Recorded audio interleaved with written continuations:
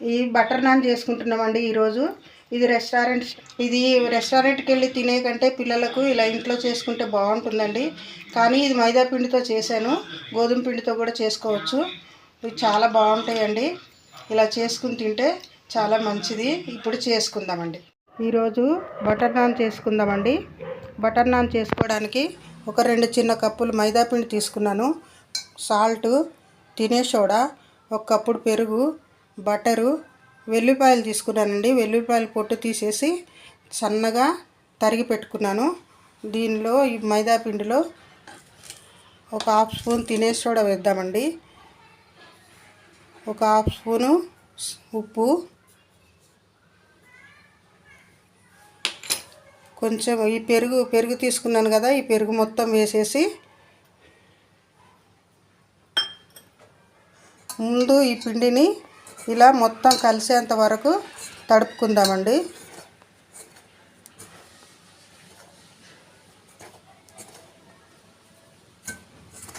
ఇలా మొత్తం కలిసేంత వరకు తడుపుకోవాలి పిండిని.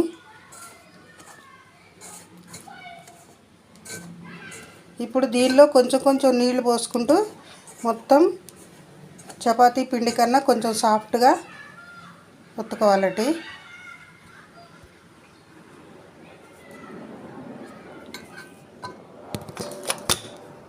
ఇప్పుడు ఇలా పిండి ఇలా సాఫ్ట్ అయిన తర్వాత దీనిలో కొంచెం ఆయిల్ పోసుకోవాలండి.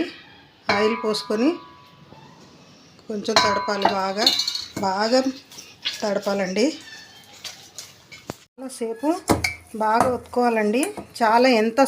ఎంతసేపు ఒత్తితే అంత ఇదిగా ఉంటుంది పిండి. ఇలా బాగా ఒత్తుకున్న తర్వాత ఇలా అవుతుంది.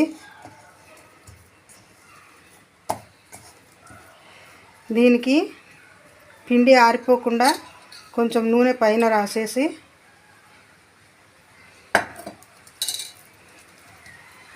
మూత పెట్టేసి 1 గంట 2 గంటలు నానబెట్టుకోవాలండి. మూత పెట్టి నానబెట్టేద్దాము, తర్వాత చేసుకుందాం. బాగా నానిందండి.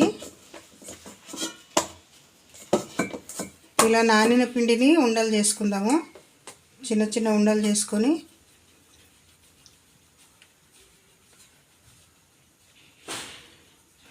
ఇలా చేసుకొని పిండిలో తడిపి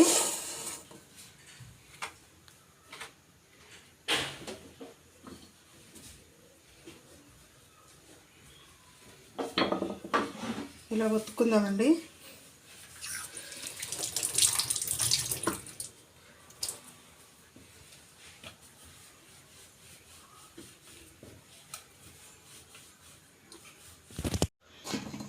దీనిపైన ఎల్లిపాయలు వేసుకొని ఇలా ఒత్తేసేయాలండి.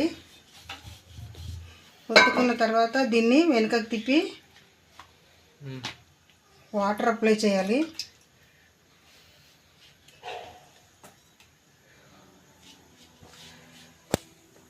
ఇలా వాటర్ వేసిన తర్వాత బాగా పెంక కాలిన తర్వాత బాగా వేడెక్కాలండి. పెంక వేడెక్కిన తర్వాత వాటర్ ఉన్న సైడు రొట్టె వేయాలి. ఇది బాగా బబుల్స్ వచ్చేంత వరకు కాలిన తర్వాత వెనుకకు తిప్పి కాల్చుకోవాలండి. ఇప్పుడు చూద్దాం, బబుల్స్ వస్తున్నాయి.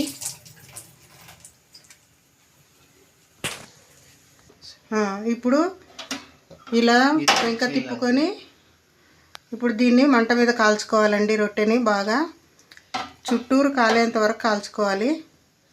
ఇప్పుడు దీని మీద బటరు వేడి చేసి పెట్టుకున్నానండి, కొంచెం పలసగా. ఇది బటర్ అప్లై చేసుకోవాలి. అంతేనండి. ఇలా సర్వ్ చేసుకుంటే ఏ కర్రీతో అయినా తినొచ్చండి. ఇంకొకటి కూడా ఇలా చేసుకొని వెల్లుల్లిపాయలు వేసి ఒత్తేస్తే దానికి అంటుకుంటాయండి. దీన్ని వెనుకకి తిప్పి దీనికి కూడా నీళ్ళు అప్లై చేసి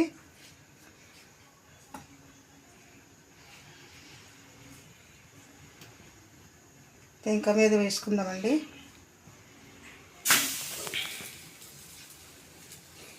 అన్నీ ఇలాగే కాల్చుకోవాలండి. ఇక కాల్చుకొని సర్వ్ చేసుకోవడమే.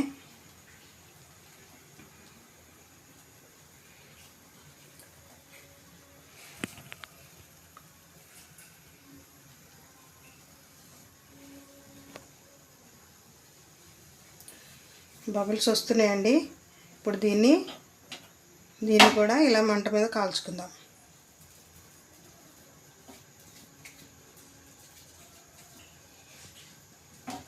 మొత్తం రొట్టె కాలేంత వరకు చూపించాలండి మంట.